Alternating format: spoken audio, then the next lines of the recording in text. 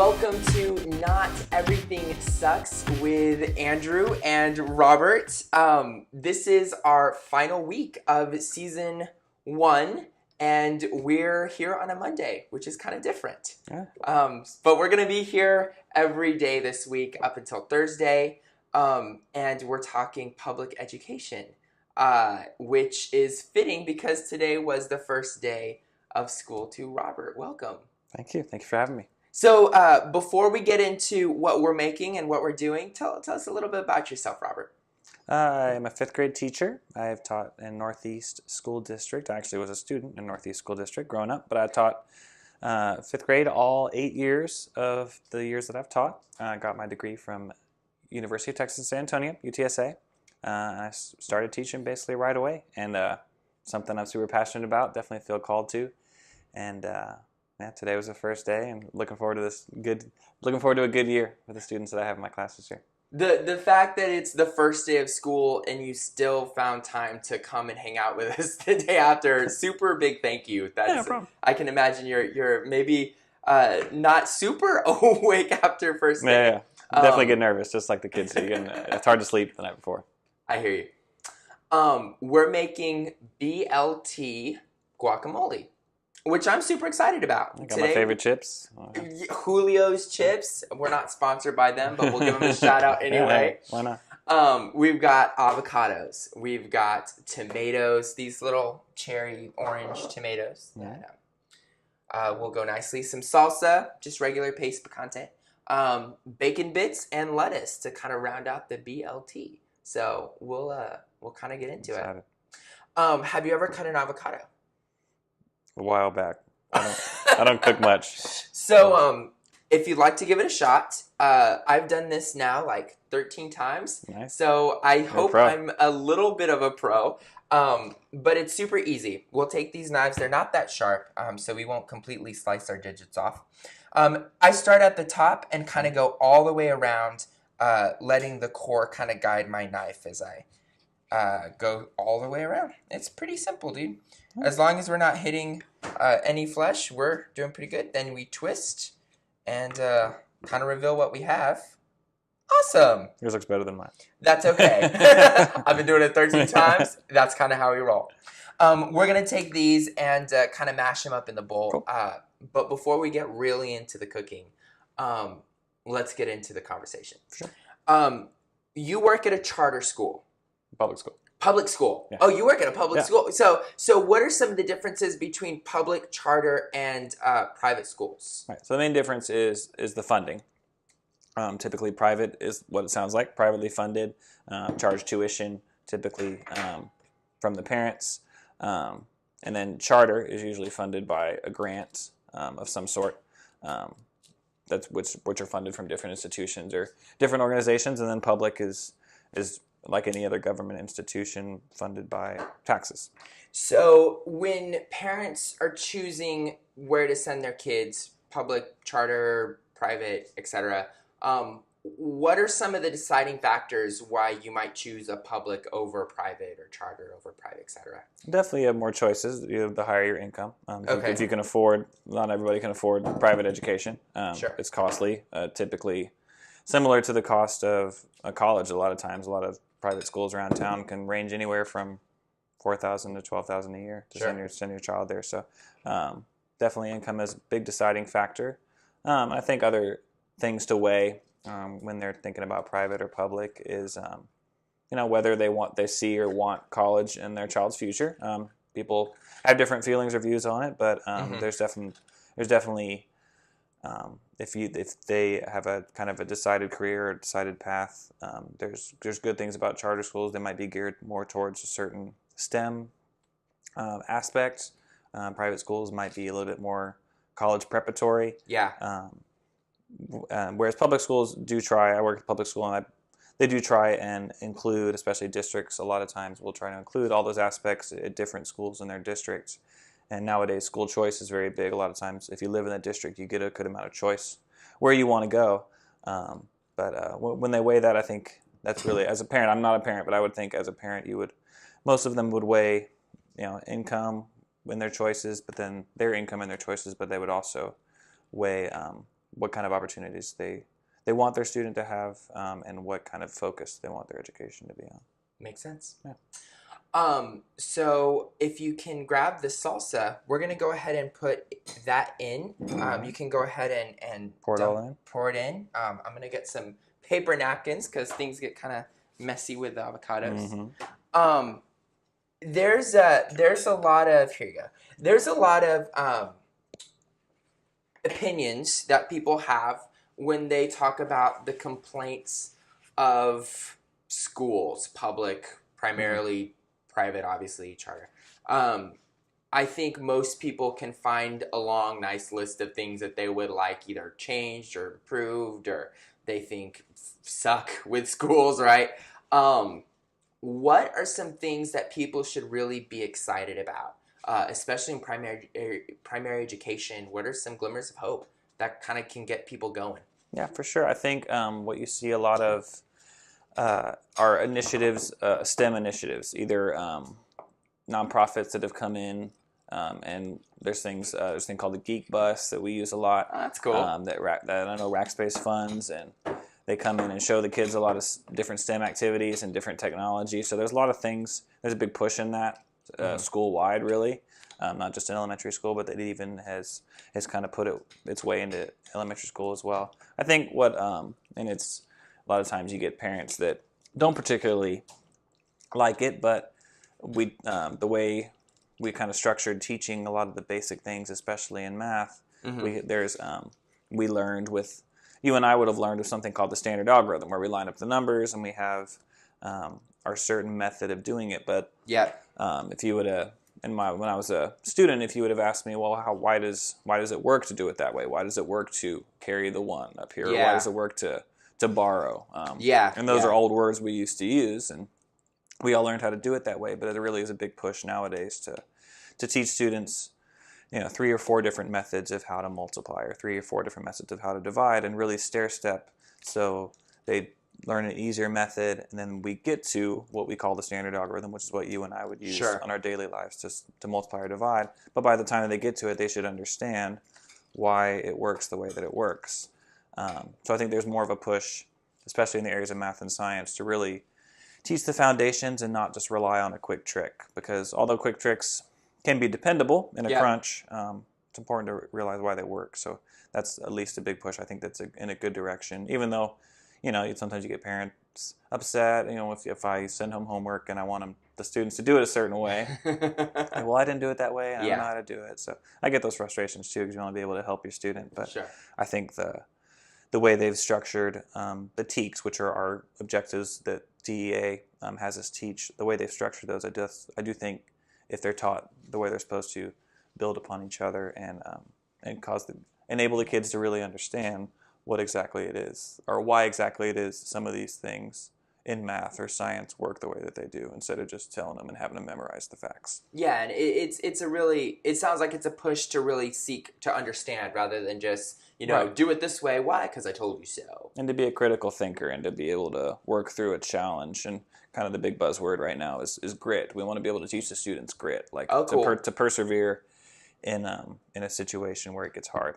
A lot of times, when something gets hard, that's a lot of people shut down, adults too. But to teach the students it's okay to spend some time with the problem. It's okay to try something to solve the problem, and it doesn't work, so you try something else. So teaching that idea and teaching that attitude and approach is important, and I see a lot of a push for that in education, more so than I remember there being when I was in school. So I think that's good.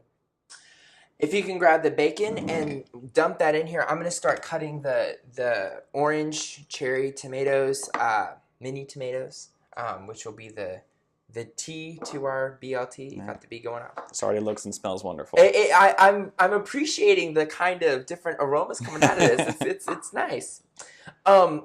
So, Robert, right now, on my Facebook, at least, I have a lot of friends who are venturing out to be teachers, who graduated last year, this past spring, and their first day in the classroom was today or around today. Very excited individuals, and I'm very excited and proud for them. Say you've been in the field 8 years. 8 years ago, what is something that you wish you would have known or something that you would have had insight on? Yeah, I think one thing that's been big that I've learned is the importance of just building strong trust and strong relationships. That's something most of the time that we know is good to do, and we definitely, as adults, value those relationships. But what maybe we don't realize with students is we build it in a lot of the same way. We build trust, and we're able to build that community and a good relationship by validating how they feel, hearing their side of the story, not just giving them a direction and not explaining why that direction is important. Interesting. A lot of times, what I've said more in the last couple of years in a phrase that I've been able to latch onto that I still know that the kids really respond to is I always tell them, whatever I'm asking you to do, it's either to keep you safe or to help you learn. Everything I'm going to ever ask you to do can go into one of those two categories or both. And I always explain why everything I do, I always explain why I do it. Whereas, if someone just told you how to do something and just do it, even as adults, we would question that. So again, it's like, because I said so, it's like, wait a minute, something's kind of fishy here. So I think a lot of times as beginning teachers, we just think, okay, so they're going to listen, and I'm going to be able to come in and I'll be nice and I'll build a relationship by being really friendly. But to be a really good teacher, you got to be able to provide that structure. And sometimes it takes years to learn that. So if I could go back and tell myself that, I would have, as a younger teacher, I would have built more time at the beginning into to building those relationships, but not just through always trying to be funny or be super friendly. A lot of times students will respect you and trust you more if you show that you care by you coming prepared, by you, again, validating their feelings, hearing their side of the story, and just giving them a chance to let their voice be heard in any situation, not just answering questions in class, but also when they get upset or when they get in trouble, having a person-to-person conversation about, why, what's going on? Why did you do that? So that's the kind of advice I would give, because I think my first year I walked in and assumed, you assume people will listen. Just like in life, you assume people will listen, and you realize, everyone wants to know why they're here, and they want to know the reasons why they should do what they're supposed to. Sure. Why they should do what I'm telling them to do. So that's what advice I would give myself. If you can add some flavoring here, we have basil, we have garlic salt, we have cumin, and some salt and pepper. And then hand me the salad. I'm going to start cutting up our spring salad. There's some good stuff in here. Nice. I'm going to start cutting this up to put in the bowl. Start adding some spices as you see fit. Right. If there's something you particularly like more than another, feel free to like add. cumin. Put it in. And I'll start kind of putting up the salad leaves, chopping them up to something that's more dippable as we dip with our chips. Yes. Robert, there's always been a problem with bullying in school. For sure. Ever. Since I think the beginning of time. Yes. But for reasons, for different reasons here and there, lately it's a twist, you just twist it. Lately we've been, I'm sure you knew that, but you were just thinking. Of course. Anyway, we've been thinking about bullying as a society more lately, or at least given a different approach. For sure. Can you tell us what bullying looks like in a classroom? A lot of us may not have a concept of it, or so this is really, that was not a twist. So this is my bad. So I got it. The pepper's a twister. Anyway, so what does bullying look like in the classroom? It can take many forms. A lot of times what can get confusing, and what can get confusing for the kids and the parents is the difference between just normal conflict and bullying. Normal conflict is your back and forth. I call you a name, you call me one back. We argue about it. We're always on each other's nerves. Okay. We just don't mix very well. Okay. And a lot of times, unfortunately, since bullying has come up more as in more of the forefront and in more people's minds, a lot of times, you look into a bullying situation and it's really just people having conflict because they don't like each other, which again happens in life. And as adults, we usually learn to just ignore each other and not associate or hang out with people we don't like. But as kids, we're all stuck in a classroom together, and you do Yep. have to associate. And just as adults, we have to sometimes associate with people we don't like. So you definitely we have teach the kids to ignore what you can ignore. If it's something that's ignorable, if you have a difference of opinion, if you just don't like each other, then you treat each other respectfully when you have to work together, and when you don't have to work together, you leave each other alone. But what bullying a lot of times will look like, at least nowadays with social media and the rise of social media, even though students are in fifth grade in elementary school are still young, a lot of them still have Instagram pages or Facebook pages. It's crazy to think that fifth grade we're having Yeah. social media. That's insane. So one of the biggest examples I can remember of seeing of bullying in my own teaching experience is some bullying on social media, some putting photoshopped pictures or just different pictures of different people, and it's a non-flattering way, and saying commenting on people's weight or how they look, or and they take it pretty seriously. There was a case, I believe it happened in San Antonio and Alamo Heights, I believe, if I have that correctly. But there was a law that came out of it called David's Law. So it definitely upped some of the consequences and upped the seriousness of how they take bullying. I believe, obviously, bullying was always taken seriously, but nowadays there's much more of like an attentiveness to it, and just a different kind of set of consequences when they find it out.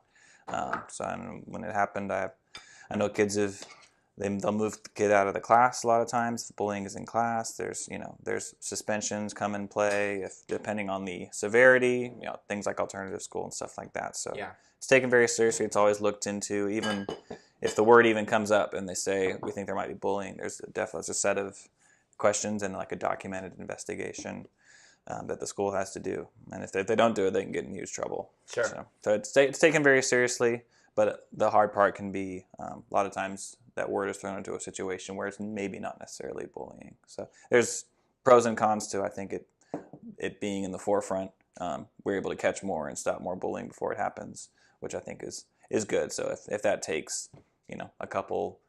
going down a couple trails that are not really bullying, but we can find out the real cases of bullying, then I think it's definitely worth it to have an extra attention to it. And you don't really see a whole lot of, I don't see a whole lot of it in class. I think a lot of the things we teach, like the 7 habits that we teach, Leader in Me, how to work with others and how to communicate, and just a lot of the culture of the conversations we have in class, and the culture of the school. Usually you don't see a whole lot of bullying, and when you're able to catch it, you usually can stop it.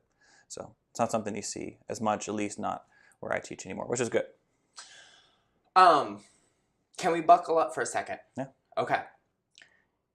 Guns in school, mass shootings in school specifically. I can't think of anything more heartbreaking. I can't I think of the worst thing in the world, and that's got to be one of the top 3. What do schools, specifically your school, what do you do to prepare for the if or the when for something like this to occur? Yeah, first and foremost, every year we've had drills. Like we have drills for what happened. We call it a lockdown. If we're locking down, we're locking the doors. Or if here's what we do if someone's in the school and there happens to be a shooter or a danger in the school. Here's what we do if there's a shooter or a danger in the area. Yeah. Which happens a lot of times depending on the areas that you teach in. There might be, we might go on a lockdown because there's a bank robbery in the area and they don't know where the suspect is. So there's times where you do have to go on lockdown for maybe what may not be an imminent threat inside the school. But we go through different drills and we talk about that early in the year. A lot of times first day or second day. Here's what we expect you to do. Here's what the class is going to look like if we go on lockdown. All that kind of stuff. So all the way kinder through seniors would prepare for that. But this year they've added a lot more security measures as far as entry into the school. Always when someone comes into the school, like a parent or an adult or a vendor or whoever might be coming into the school, always they have to be what's called raptored in. So that means they take a picture of the license, they have a name tag. The name tag says where they're supposed to be, how long they're supposed to be there. And as teachers, we're obviously encouraged to look at the name tag, make sure they're where they're supposed to be. But this year they stepped it up. They actually, before you can even enter the door to get in school, they have a camera. You have to show your license. You have to state why you're there. You have to be on a list, that's associated with a child or associated with the school, so they've definitely upped the security for that. And teachers have a little proxy tag. We have to be able to swipe our way in. So it's very, even more so now, much more secure place where no one's getting in that shouldn't be in there. A popular, or at least controversial solution that some politicians have kind of proposed for eliminating or preventing or some sort of prevention of shootings in schools is to arm teachers. As a teacher, I'm sure you have an opinion about this, as many others do. Can you talk us a little bit through what that would mean, or your view of that? For sure. I don't love the idea. There's teachers that I know that have got their concealed license, and I'm sure would be extremely trustworthy and be very good in a dangerous situation, and we would be very good to have that, and I would feel protected. But I always think of the liability on the other side. If there were guns on campus, even if they were concealed, even if they were on somebody's body in a very hidden way, to where it'd be very hard for anybody to get to them. The minute accidents would happen, and if someone, if a child found a gun that happened to have gotten lost from the person, or I just can see a slew of different accidents happening with with a weapon on campus. I think we would feel weird if someone was carrying a knife around school or some other type of weapon. So to me, it would be a little disconcerting to have guns on campus, because usually it's a crime nowadays to have a gun on campus. Period. I totally get the purpose, and I get the reasons behind arming teachers, but to me, it would be. I feel more scared about it just because I could see all the ways accidents would happen and go wrong. So I am not necessarily for the idea. As we kind of start going above water again, we mixed our bacon, our lettuce, our avocado, various amounts of spices, which you did a great job in putting in. We'll see. If you can, grab the chips. Let's try this. This looks really good. I'm ready. This is, I'm kind of excited. Smells nice. Yeah. I'm always happy when we have dishes that, go for it, man. You're a guest of honor. That we have dishes where we can enjoy. Sometimes we make something that we have to wait or isn't ready by the end. So this is hearty. Yeah. It's got a lot of stuff in there. All right, let's see if I can get through this. That was spiced perfectly. Let's see. Oh, that's good. really good. That's pretty good. Oh my gosh. So I think what's really kind of cool is I don't often taste bacon with these kind of spices, and that just the bacon alone there and the lettuce texture just gives it kind of a fun twist. Blends in pretty well. I know. A crunch to it. If it weren't enough that you were a great teacher, you also are involved with a nonprofit that does work in your school. Can you talk a little bit about your work in the nonprofit, a little bit about it and what you do? For sure. A friend of mine named Charlie Foltz, who lived on the north side of town. Him and his wife and his family moved down to the east side of town, kind of right by the AT&T Center, next to a school in SAIC called Washington Elementary, which is similar to the school I work at. And the whole reason I met Charlie is he did what the program or a nonprofit, what they do in Washington, they first did over at Camelot. So it mainly consisted of reading buddies. They get volunteers who maybe didn't work during the day or had time free during the day or during their lunch hour. They would come people and volunteers to come in and either be a mentor. They had like a mentoring volunteer base and a reading buddy volunteer base. So they would pair those with students that were at risk for either because of academic reasons or behavioral reasons. And they would do a lot for the school. They would even also put on, a lot of times, for the PTA, it's hard to get people on PTA. Sure.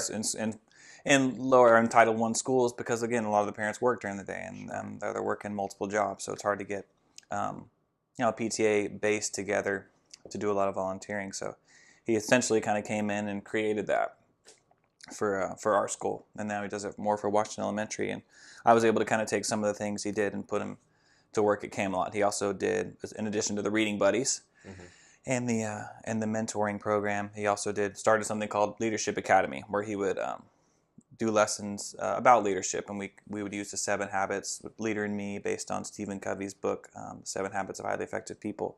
Okay. And a lot in those leadership academies, they would do lessons based on that. Would take a lot of times, again, kids who are more at risk, and also include a food bag to that. So we would give them a little food bag to get them through the weekend, because students do get 2 free meals. At most title schools, they get breakfast and lunch for free, but over the weekend they may not be able to eat as much food. So getting those food bags to them is very important. So really just kind of trying to be holistic. It's called SA Heals because they want to try and heal neighborhoods and heal schools, and do that by helping the kids with some of those important things, like reading, like having a mentor, and then again, like just basic feeding. That just the amount of compassion and kindness that goes into the intention of a nonprofit like that is just incredible and inspiring. Sure. Yeah, for sure. We've talked about some stuff that's heavy, some stuff we might even consider that sucks. Robert, in the area of public education, what doesn't suck? I think the direction it's going, and the fact that the way, at least in Texas, when they changed the STAR test, and there's definitely flaws with the STAR test, but when they changed to that, they really started to work from the college standards down. So they used to, with the way they wrote the standards that we're supposed to teach, they just kind of started at what they thought was the most basic, and they kind of worked their way up to what they thought an 18-year-old or who had graduated high school should know. But when they switched the STAR, they switched the standard to work from college down. So it really is a college readiness test, which, again, we can go back and forth on thinking is, maybe not everybody has to go to college, and people make perfectly fine livings without going to college, but I think giving everybody the chance and preparing everybody for that chance to go to college, I think is a good direction, and that's really the direction I think education's going. We work in a lot more critical thinking. The STAR test tests more of the ability to critically think. It's all word problems, whereas in past years the test might have just had straight numbers, like, okay, multiply 27 times 36. What's the answer? If you get it right, you get it right. So even though it does make it harder, even though that causes some struggles in the classroom and on the test, I think that's a good direction if we really want, as a country and as human beings, to have more opportunities opened up to us. I think even though there's flaws in the system, I think the direction they're trying to take education and the direction we're trying to mold education is right for students, and it's the right direction, I think. I've learned quite a bit about an education system that I myself did not participate in, being homeschooled. I had a very unique experience, and it's as someone who does plan to take my children to a public school or a private school, I appreciate your optimism, your realistic filter on what's going on, and teaching us a little bit about it.